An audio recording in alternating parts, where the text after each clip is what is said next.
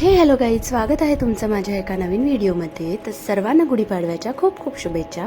आणि मी कालचा व्लॉग म्हणजे काल गुढीपाडव्याच्या दिवशी आम्ही काय काय केलं हे मी तुमच्यासोबत शेअर करणार आहे. तर सर्वप्रथम मी सकाळी लवकर उठलेली आणि सगळी कामं आवरून घेतली. म्हणजे फॉर एक्झाम्पल कपडे वगैरे जी डेलीची कामं असतात ती. त्याच्यानंतर मी हिराला नाश्ता बनवून दिला.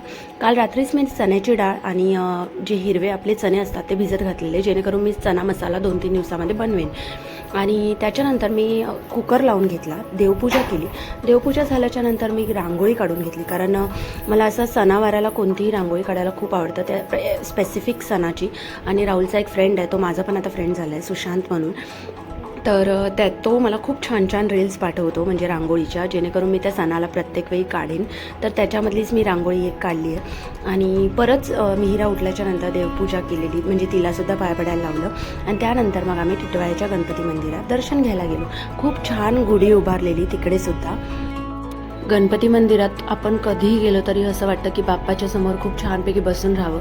पण आम्ही थोडा वेळच बसलो आणि त्यानंतर लगेच घरी आलो. घरी आल्याच्या नंतर आमच्या अजून एक शेजारी आहे, त्यांचीसुद्धा गुढी छान रेडी होती. तर आम्ही तिथेसुद्धा पाया पडलो. आणि मग मिहिरा आणि राहुल तिकडेच थांबलेले, कारण मिहिरा खेळत होती. आणि मग मी माझ्या जेवणासाठी चालू केलं. म्हणजे जेवणाला मी आज बनवणार होती पुरणपोळी, कारण राहुलला होळीच्या दिवशी ज्या पुरणपोळ्या मी बनवलेल्या त्या खूप आवडलेल्या आणि तो बोलला मला सेम टू सेम अशाच बनवून दे.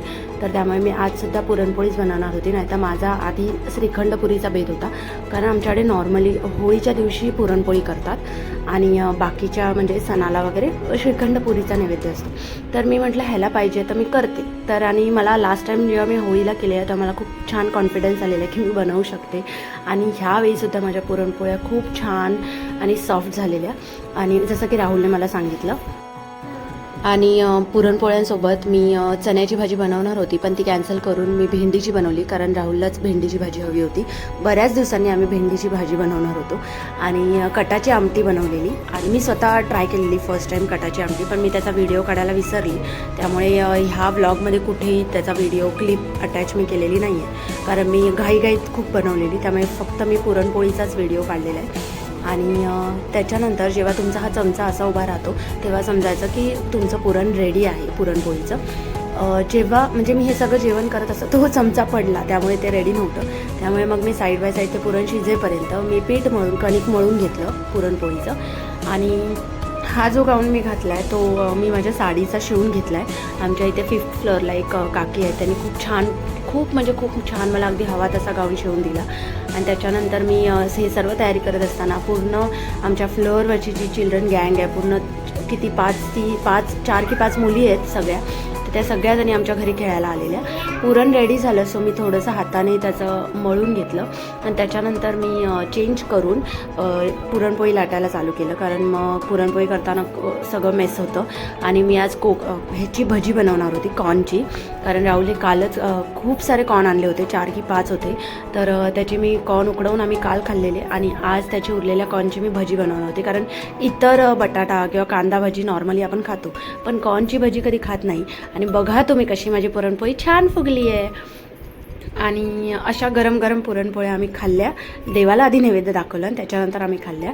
आणि मिहिरा आणि राहुलने आधी जेवण घेतलं, कारण आमच्या शेजारच्यांकडून सुद्धा मला पुरणपोळीसाठी म्हणजे गुढीपाडव्यानिमित्त एक स्पेशल ताट आलेलं. तर त्यामुळे मी ते सर्व मिळून एकत्र सगळं जेवणार होती. त्यांनीसुद्धा दोन्ही घरातून मला आमरस पाठवलेला. माझी भेंडीची भाजी रेडी होती, पुरणपोळ्या, त्या काकींनी दिलेला आमरस, आणि ह्याच्यामध्ये भात होता आणि ही आमटी. तर सगळं छान म्हणजे अशी पंचपक्वानं रेडी होती. त्यामुळे मी मडकं भरून घेतलं पाणी जायच्या आधी, आणि मिहिराला झोपवून घेतलं. आणि मग छानपैकी AC लावून सगळ्या जेवणावर ताव मारला. म्हणजे आणि हे जे प्रोडक्ट आहे ते मिशोवरून मी खूप आधी ऑर्डर केलेलं, आणि हे मी स्पेशली जे गॅसचे जे आपले हे स्टँड असतात ते क्लीन करण्यासाठी ऑर्डर केलेलं. पण मला त्याचा खूप छान रिझल्ट नाही आला, म्हणजे थोडं निघालं. त्यामुळे मी यूज नाही करायचं ठरवलेलं, म्हणजे कधी कशाला लागलं तर. पण राहुलने आज म्हणजे एक नवीन ट्राय केलं त्याने माझा जो चपातीचा तवा होता तो आज दुपारी पुरणपोळी करून खूप असा ब्लॅकिश झालेला साईडने, तर त्याने तो एवढा छान क्लीन केला. त्याने प्रीहीट केला तवा, खूप म्हणजे जास्त हीट केलेला प्रीहीट. आणि त्याच्यानंतर त्याने तो गॅलरीत घेतला, गॅलरीमध्ये घेऊन त्याच्यावर स्प्रे केला, जेणेकरून त्याचा धूर सगळा निघून जाईल.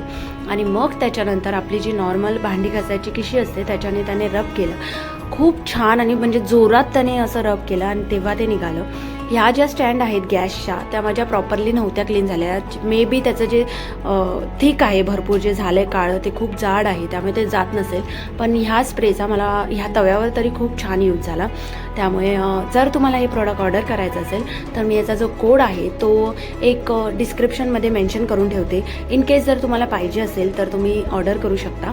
आणि संध्याकाळी आम्ही घरीच होतो बत्ती लावल्याच्या नंतर आणि मग 8:30 की 8च्या दरम्यान आम्ही जेवायला बसलो आणि मी गरम गरम पुरणपोळी संध्याकाळसाठी बनवलेली. त्यामुळे आम्ही त्याच्यावर सुद्धा ताव मारला आणि त्याच्यानंतर रात्री राऊंड मारायला गेलो. That's it. आमचा दिवस इथेच एंड झाला. भेटूया लवकरच नवीन व्हिडिओमध्ये. तोपर्यंत तुम्ही तुमची काळजी घ्या आणि उन्हाळा आलाय सो पाणी भरपूर प्या. Bye bye. Take care.